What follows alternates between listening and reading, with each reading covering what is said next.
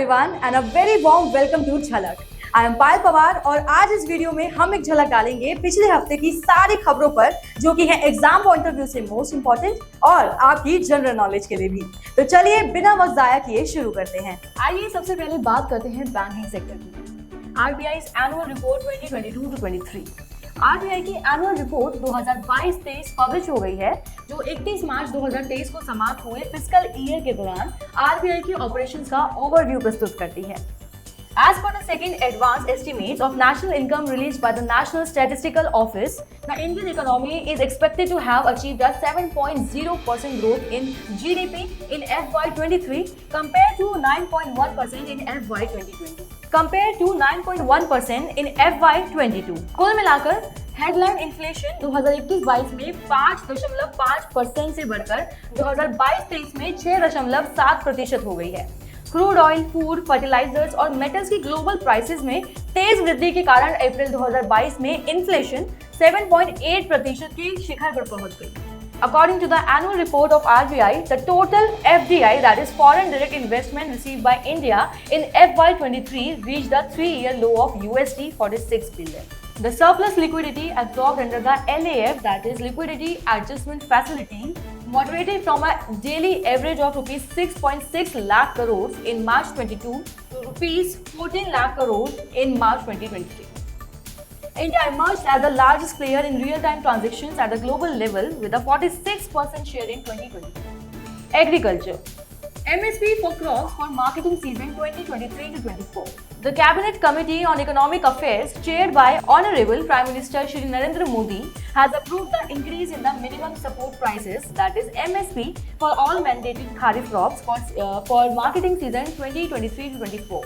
यानी कि माननीय प्रधानमंत्री श्री नरेंद्र मोदी की अध्यक्षता में आर्थिक मामलों की कैबिनेट समिति ने मार्केटिंग सीजन 2023-24 के लिए सभी अनिवार्य खरीफ फसलों के लिए मिनिमम सपोर्ट प्राइसेस में वृद्धि को मंजूरी दे दी है। The increase in MSP for kharif crops for marketing season 23-24 is in line with the Union Budget 2018-2019 announcement of fixing the MSP at a level of at least 1.5 times of all India weighted average cost of production, aiming at reasonably fair remuneration for the farmers. आपको बता दें कि किसानों को उनकी उत्पादन लागत पर अपेक्षित मार्जिन बाजरा 82% के मामले में सबसे ज्यादा होने का अनुमान है। इसके बाद तुअर 58%, सोयाबीन 52% और उड़द 91% का स्थान आता है। बाकी फसलों के लिए किसानों को उनकी उत्पादन लागत पर मार्जिन कम से कम 50% होने का अनुमान है। हाल ही के कुछ सालों में सरकार इन फसलों के लिए हायर एमएसपी की पेशकश करेगी, जिसमें दालों, ऑयल सीड्स और पोषक अनाज जैसे जो अनाज होते हैं उनके अलावा और भी फसलों की खेती को बढ़ावा दिया जाएगा।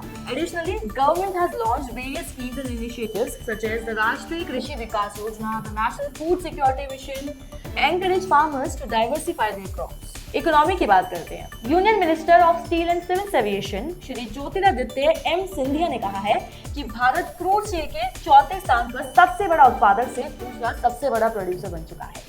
India stands as a net exporter of steel, witnessing an export of 6.72 MT of finished steel against the import of 6.02 MT in the year 2022-23. Defense. New generation ballistic missile Agni Prime. The successful flight test of Agni Prime reaffirms India's position as a competent player in the field of advanced missile technology. की points. Bharat की defence capabilities के लिए एक important उपलब्धि में defence research and development organisation ने नई पीढ़ी की बैलिस्टिक मिसाइल अग्नि प्राइम का पहला प्री इंडक्शन नाइट लॉन्च सफलतापूर्वक किया। The test held at the Dr. APJ Abdul Kalam Island off the coast of Odisha showcased the missile's exceptional accuracy and reliability, meeting all objectives set for the trial. अग्नि prime का सफल उड़ान परीक्षण defence technology में आत्मनिर्भरता और राष्ट्र की सुरक्षा में उत्कृष्टता के प्रति भारत की प्रतिबद्धता को रेखांकित करता है। Quality and governance. Sagar Samriddhi. Union minister of ports, shipping and waterways Sarbananda Sonowal ने वेस्ट टू वेल्थ पहल के हिस्से के रूप में सागर समृद्धि ऑनलाइन ड्रेजिंग निगरानी प्रणाली लॉन्च की है। बंदरगाह, जहाजरानी और जलमार्ग मंत्रालय ने ड्रेजिंग परियोजनाओं के लिए योजना और तैयारी, तकनीकी जांच, ड्रेज्ड सामग्री प्रबंधन और लागत अनुमान प्रक्रियाओं की रूपरेखा तैयार करने के लिए अपने प्रमुख बंदरगाहों के लिए ड्रेजिंग दिशा निर्देश को अपडेट किया है, जिसमें बंदरगाहों को तैयार करने और उन्हें पूरा करने की सक्षम में शामिल किया गया है, जिसमें बंदरगाहों को तैयार करने और उन्हें पूरा करने में सक्षम बनाना शामिल है।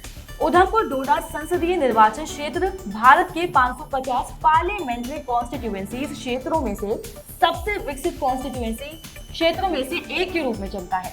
With its remarkable progress and comprehensive growth, the constituency serves as a shining example of development. It showcases noteworthy achievements in infrastructure, education, healthcare, economic growth, making it a model for progress. आपको बता दें, इस निर्वाचन क्षेत्र ने भारत और दुनिया में पर्पल रेवोल्यूशन के जन्म स्थान के रूप में अपना नाम कमाया है, जिसने न केवल जम्मू कश्मीर में बल्कि पूरे देश में कृषि तकनीक स्टार्टअप को जन्म दिया है। Udhampur district, located in this constituency, has stood number 1 in this country in terms of construction of roads under PMGSY, that is प्रधानमंत्री ग्राम सड़क योजना। महासभा में मतदान के बाद 5 देशों अल्जीरिया, गुआना, कोरिया, गणराज्य सीरा लियोन और स्लोवेनिया को संयुक्त राष्ट्र सुरक्षा परिषद के गैर स्थायी सदस्यों के रूप में चुना गया है।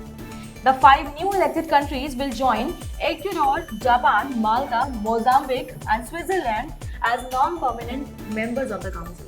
They will take up seats currently occupied by Albania, Brazil, Gabon, Ghana, and the United Arab Emirates when their 2-year terms ended on December 2023. ये सिक्योरिटी काउंसिल 15 देशों से बनी है, जिनमें से 5 चीन, फ्रांस, रूस, यूनाइटेड किंगडम और संयुक्त राज्य अमेरिका स्थायी सदस्य हैं, जो उन्हें किसी भी प्रस्ताव या निर्णय को वीटो करने के अधिकार देता है। The 10 non-permanent members are elected by the General Assembly, which comprises all 193 UN member states and in line with geographical distribution by region. Conference and Summit. Bharat और न्यूजीलैंड के बीच दोनों देशों के उद्योग और उद्योग संघों के साथ पहली गोलमेज संयुक्त बैठक नई दिल्ली में हुई। The meeting was co-chaired by the Additional Secretary, the Department of Commerce and High Commissioner of New Zealand. Both the countries acknowledged the huge potential in India and New Zealand partnership and the need for bringing in synergy for enhanced economic relations in areas of mutual interest. There was an acknowledged need to work beyond any free trade agreement and explore other areas where both can complement each other. The discussions focused on taking forward the objectives of the Joint Trade Committee formed under the Bilateral Trade Agreement of 1986. New Zealand ने निजी क्षेत्रों के साथ व्यापार और सहयोग को सुविधाजनक बनाने पर जोर दिया, जिनमें से कुछ खास क्षेत्र यूनिफाइड पेमेंट इंटरफेस प्रणाली को बढ़ावा देता है, कार्बन क्रेडिट सहयोग और द्विपक्षीय लाभ के लिए गैर टैरिफ उपायों पर अनुरोध जैसे मुद्दों पर काम करना है। World's most powerful hypersonic wind tunnel. China's completion of the world's most powerful hypersonic wind tunnel, the JF-22, represents a significant milestone in the country's pursuit of hypersonic technology. JF-22 के नाम से जाने जाने वाली ये अभूतपूर्व सुविधा चीन की हाइपरसोनिक महत्वाकांक्षाओं में एक महत्वपूर्ण भूमिका निभाने के लिए तैयार है, जो देश को हाइपरसोनिक वाहनों के विकास में महत्वपूर्ण प्रगति करने में सक्षम है। The JF-22 wind tunnel, located in Beijing's Huairu district, boasts impressive capabilities, including the ability to simulate hypersonic flight conditions at the speed up to Mach. It will provide a controlled environment for researchers to study these complex physics and overcome the technical hurdles associated with hypersonic flight. Center bans over 150 anti-India sites, YouTube news channels in 2 years. Ministry of information and broadcasting ने हाल ही में मई 2021 से 150 से ज्यादा वेबसाइटों और YouTube आधारित समाचार चैनलों पर कार्रवाई की है। ये कार्रवाई भारत विरोधी समझे जाने वाली सामग्री के उत्पादन और आईटी अधिनियम की धारा 69A के उल्लंघन के जवाब में की गई थी। The ministry aims to combat in misinformation and safeguard India sovereignty and integrity. And notable YouTube news channels that were removed includes Khabar with Facts, Khabar Ties, Information Hub, Flash Now, Mera Pakistan, Haqiqat Ki Duniya, and Apni Duniya TV. These channels collectively had over 12 million subscribers and more than 1.3 billion views.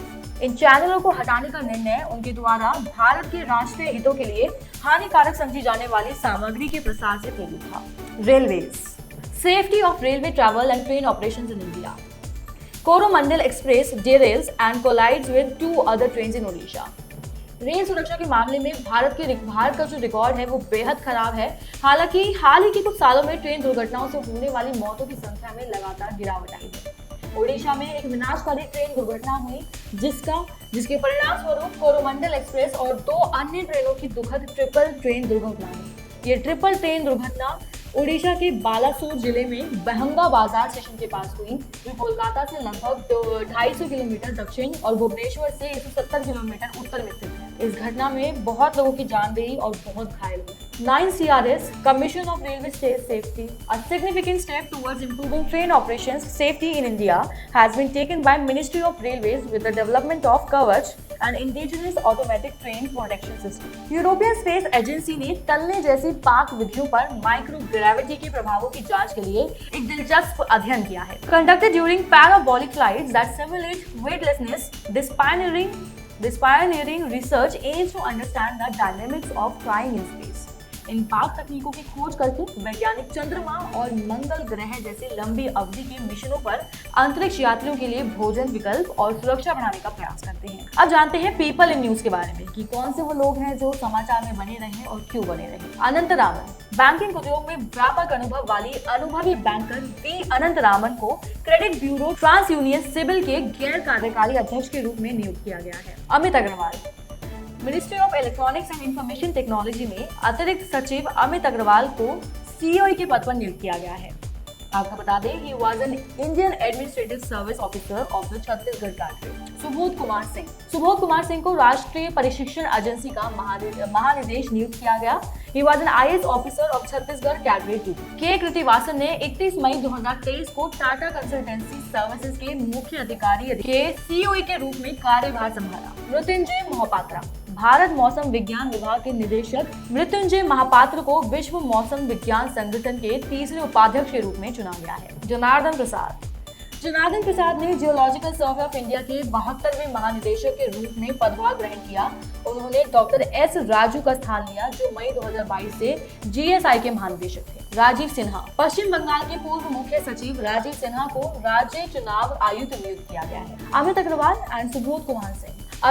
और सुबोध कुमार सिंह को भारतीय विशिष्ट पहचान प्राधिकरण के CEO और राष्ट्रीय प्रशिक्षण एजेंसी के महानिदेशक के रूप में नियुक्त किया गया है। पीटर एल्बर्ट्स को international air transport association board of governance के अध्यक्ष चुनाव के रूप में चुना गया है। नितिन अग्रवाल, केरल कैडर ने 1989 बैच के आईपीएस अधिकारी नितिन अग्रवाल नए जनरल निदेशक के रूप में नियुक्त किया गया है। सिल्वियो बर्लुस्कोनी, 1994 से 2011 के बीच कई बार इतालवी प्रधानमंत्री के रूप में काम करने वाले अरबपति मीडिया मुगल सिल्वियो बर्लुस्कोनी का निधन हो गया है। फ्री बस ट्रैवल शक्ति स्कीम फॉर वुमेन, कर्नाटक सरकार ने महिलाओं को 11 जून से शुरू होने वाली राज्य संचालित बसों में मुफ्त यात्रा का लाभ उठाने के लिए शक्ति स्मार्ट कार्ड के लिए आवेदन करने की सलाह दी है।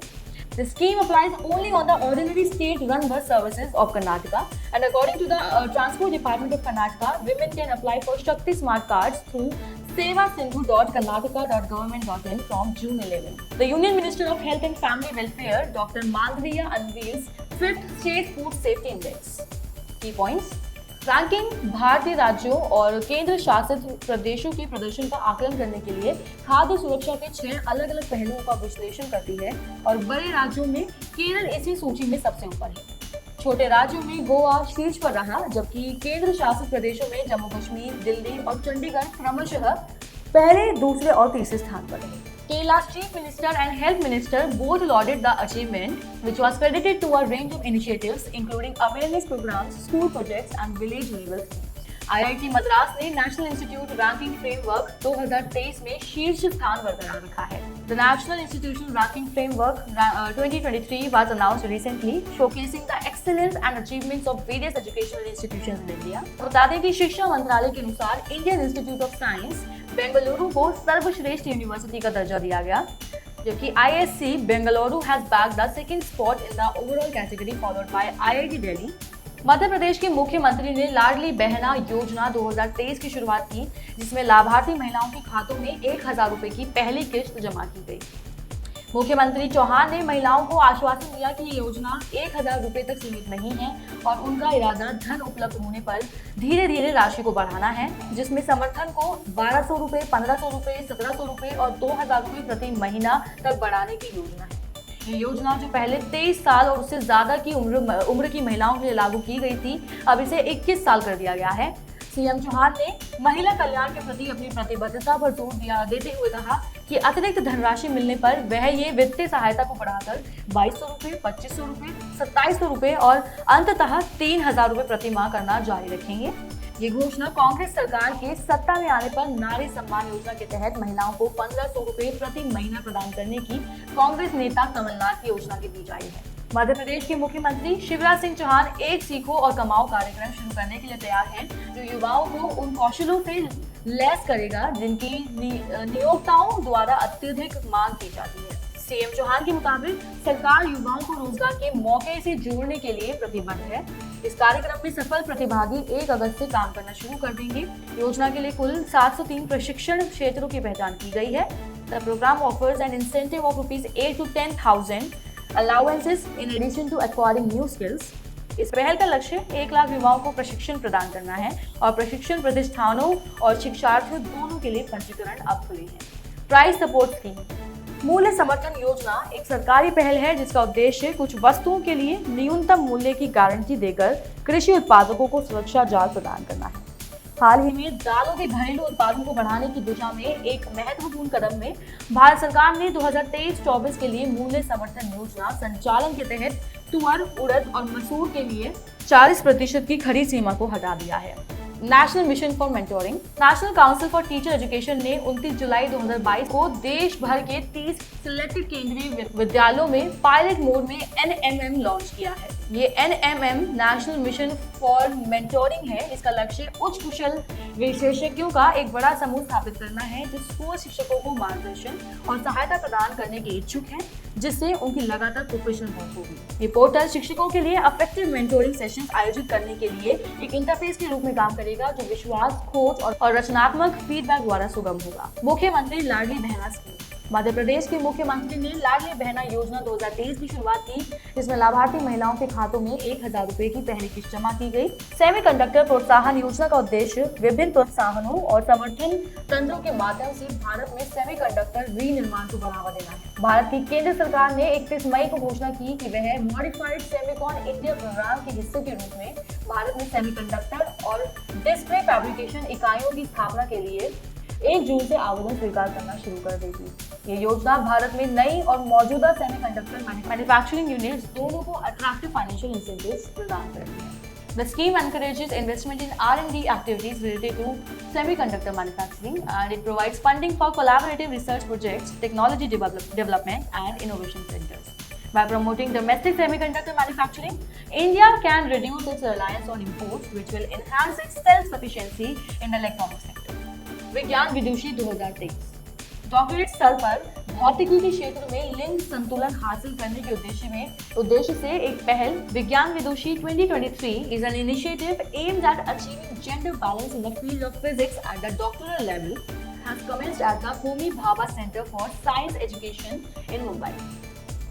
This program brings together 40 female students from various institutes across India who have recently completed their first year of MSc in physics, and the program aims to provide them with exposure to advanced physics courses and encourage them to conduct innovative experiments. India's most valuable brand हालिया brand finance report वैश्विक बाजार में भारतीय ब्रांडों के dominance और growth की पुष्टि करती है। The Tata Group has once again secured its position as India's most valuable brand, achieving a brand value of $26.4 billion. A significant milestone marked the first time an Indian brand has surpassed the $25 billion mark, placing Tata in the top 100 of the Brand Finance Global 500 2023 ranking. Center for Science and Environment Report 2023. एक NGO, एक non profit organisation centre for science and environment ने data का अपना वार्षिक संग्रह भारत के पर्यावरण की स्थिति 2023 जारी किया है। One of the highlights of this year's report is the ranking of Indian states based on 4 parameters, that is environment, agriculture, public health and infrastructure. Telangana emerges as the top-ranked state in terms of overall environmental performance, according to the report. However, the report also identified areas where the state performed below average, such as the share of water bodies not in use, stage of groundwater destruction, and change in the number of polluted river structures. India's internet economy. Google, Temasek और ban and company की एक संयुक्त report के अनुसार भारत की internet अर्थव्यवस्था 2030 तक $1 trillion तक पहुंचने का अनुमान है, जो 2022 में $175 बिलियन से पर्याप्त वृद्धि दर्शाती है। The report highlights that the expansion of the digital sphere is propelled by increased digital consumption in sectors like e-commerce, online travel, food delivery, and ride-hailing. By 2030, the internet economy is expected to contribute 62% to India's technology sector, a notable increase from 48% in 2022. Furthermore, as stated in the report, it is anticipated to account for 12 to 13% of India's GDP, up from 4 to 5% in 2022. India's costliest city for expert trials. वर्षा की cost of living सर्वे के अनुसार मुंबई को भारत में प्रवासियों के लिए सबसे महंगे शहर के रूप में पहचाना गया है। On a global scale, the most expensive cities for expats were Hong Kong, Singapore, and Zurich. The survey analyzed 227 cities across 5 continents to determine the cost of living for expats, following Mumbai, New Delhi, and Bangalore ranked second and third respectively on the list. In Asia, Mumbai and Delhi ranked among the top 35 most expensive cities for expats. CIPRI's findings on nuclear arsenal. CIPRI's report indicates that China has embarked on a significant expansion of its nuclear arsenal, contrary to its official stance of maintaining the minimum necessary for national security. CIPRI's के आकलन से पता चलता है कि चीन ने राष्ट्रीय सुरक्षा के लिए आवश्यक न्यूनतम बनाए रखने की अपनी आधिकारिक स्थिति के विपरीत अपने परमाणु शस्त्रागार में काफी वृद्धि की है। ये रिपोर्ट बताती है कि चीन के आधुनिकीकरण और विस्तार की लॉन्ग टर्म प्लान्स ने विकास में योगदान दिया है। According to the report, China's nuclear warheads increased from 250 in January 2022 to 410 in January 2024. CIPRI warns that if China continues on this trajectory, it could potentially possess as many nuclear weapons as the US or Russia by the end of the decade, depending on its strategic decisions. Forbes Global 2000 list. Several other Indian companies featured on the list, including Axis Bank at 423, NTPC at 433, Larsen & Toubro at 449, Bharti Airtel at 478, Kotak Mahindra Bank at 502, Indian Oil Corporation at 540, Infosys at 554, Bank of Baroda at 586, Coal India at 591, Tata Steel at 592, Hindalco at 660, and Vedanta at 687. The list also featured 3 companies from the Adani Group: Adani Enterprises at 1062, Adani Power at 1488, Adani Ports and Special Economic Zones at 1590. Community Spirit Index. Community spirit index की हालिया ranking में विभिन्न देशों के 53 शहरों को इस आधार पर रैंक दी गई है कि उनके निवासी कितने मिलनसार और कितने अमित्र हैं। For the purpose, 6 metrics have been considered. Toronto and Sydney are named the world's top friendliest countries in the index, while India's capital, New Delhi and Mumbai are among the most unfriendly cities in the world. Surprising note, Global Slavery Index 2023. Walk free foundation की एक नई report the global slavery index 2023 दुनिया भर में आधुनिक गुलामी के बढ़ते प्रसार पर प्रकाश डालती है। ऐसी परिस्थितियों में रहने वाले लोगों की संख्या 50 मिलियन तक पहुंच गई है, जो पिछले 5 वर्षों में 25% की चिंताजनक वृद्धि है। The countries with the highest prevalence of modern slavery include North Korea, Eritrea, Mauritania, Saudi Arabia, Turkey, and Tajikistan. The countries with the lowest prevalence include Switzerland, Norway, Germany, Netherlands, and Sweden. The countries with the highest number of people living in modern slavery include India, China, North Korea, Pakistan, Russia, and Indonesia. Indian film When Climate Change Turns Violent wins WHO Award. When Climate Change Turns Violent शीर्षक वाली एक documentary ने सभी के लिए स्वास्थ्य श्रेणी में विशेष पुरस्कार जीता है। सभी के लिए स्वास्थ्य मतलब health for all. This category at the 4th annual Health for All Film Festival held at the WHO headquarters in Geneva, and the documentary has been directed by Vandita Saharia of Rajasthan. She was the only Indian among the winners. Shakti Kanta Das named Governor of the Year at London Central Banking Awards. RBI के governor Shaktikanta Das को 2023 के प्रतिष्ठित governor of the year award से सम्मानित किया गया। It was presented by Central Banking, a prominent organization that thoroughly covers and examines matters concerning central banks and financial regulators globally during its summer meetings held in London. In his remarks, Das highlighted the evolving role of central banks in the monetary and financial systems, emphasizing that they are now tasked with significant responsibilities that go beyond their traditional mandates. Commission of Railway Safety, ensuring railway travel safety in India. CRS plays a vital role in ensuring the safety of rail travel and train operations in India. It is a crucial government commission in India responsible for ensuring the safety of rail travel and train operations. Safety commissioners inspect new railways to determine their fitness for public carriage. They conduct periodic inspection of existing railways and rolling stock. In the event of a serious accident, the CRS conduct inspections of accident sites, records relevant particulars and initiates inquiries. World oceans day 2023। हर साल 8 जून को मनाए जाने वाला world oceans day यानी विश्व महासागर दिवस पृथ्वी पर जीवन को बनाए रखने में महासागरों की महत्वपूर्ण भूमिका की वैश्विक याद दिलाता है। Recognized by UN, this day promotes ocean awareness and encourages people worldwide to take action towards protecting our marine environments. The theme for this year was Planet Ocean, the Tides Are Changing. World Day Against Child Labour 2023। 12 जून को मनाए जाने वाले विश्व बाल श्रम निषेध दिवस का उद्देश्य चाइल्ड लेबर के खिलाफ एक वैश्विक आंदोलन को प्रेरित करना है। Its purpose is to motivate individuals, organizations, and governments to combat child labor and work towards its permanent elimination. The theme for this year was Social Justice for All, End Child Labor. World Blood Donor Day. Selfless voluntary blood donors के प्रति आभार व्यक्त करने और जीवन और मानवता के साल का जश्न मनाने के लिए हर साल 14 जून को विश्व रक्तदाता दिवस मनाया जाता है। The occasion serves as a significant platform to appreciate and acknowledge voluntary blood donors worldwide for their generous contribution of blood, while also emphasizing the importance of ensuring universal access to safe blood transfusion. The theme for this year was Give Blood, Give Plasma, Share Life, Share Often. The host country was Algeria. Sports Asian U20 athletics championship. Bharat के सुनील कुमार ने दक्षिण Korea के येचेओन में एशियाई U20 athletics championship में पुरुषों के decathlon में 7003 अंक प्राप्त किए हैं और स्वर्ण पदक जीता है। Apart from Sunil's heroics, Puja clinched women's high jump silver after finishing with the 1.82 metre jump, while Bushra Khan secured silver in women's 3000 meter race. In the women's 4x100 meter relay, India secured bronze with a time of 45.36 seconds. ICC World Test Championship WTC final में भारत पर 209 रनों की शानदार जीत हासिल करते हुए शानदार अंदाज में विश्व टेस्ट चैंपियंस का खिताब जीता है। Australia became the first men's team in world cricket to win an ICC World title in all 3 formats. Bharat ने FIH प्रो लीग 2022-23 का अपना अंतिम गेम अर्जेंटीना पर जीत के साथ खत्म किया।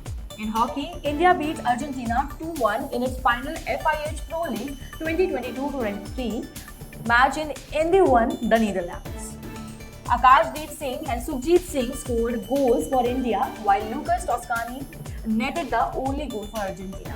With this victory, India consolidated their position at the top of the FIH Pro League French Open Final. Novak Djokovic ने फ्रेंच ओपन फाइनल में कैस्पर रूड पर जीत के साथ अपना पुरुष रिकॉर्ड 23वां ग्रैंड स्लैम खिताब जीता है। FIFA U20 world cup 2023। Uruguay ने अर्जेंटीना में आयोजित अपना पहला अंडर 20 विश्व कप खिताब जीतने के लिए इटली को 1-0 से हराया। सेलेस्टे की जीत से टूर्नामेंट में यूरोपीय टीमों की लगातार 4 जीत का सिलसिला समाप्त हो गया है। So friends, that's it for today. मिलते हैं नेक्स्ट वीक झलक में। अगर आपको ये वीडियो पसंद आया हो या किसी भी तरह से यूजफुल लगा हो तो please like, comment and share.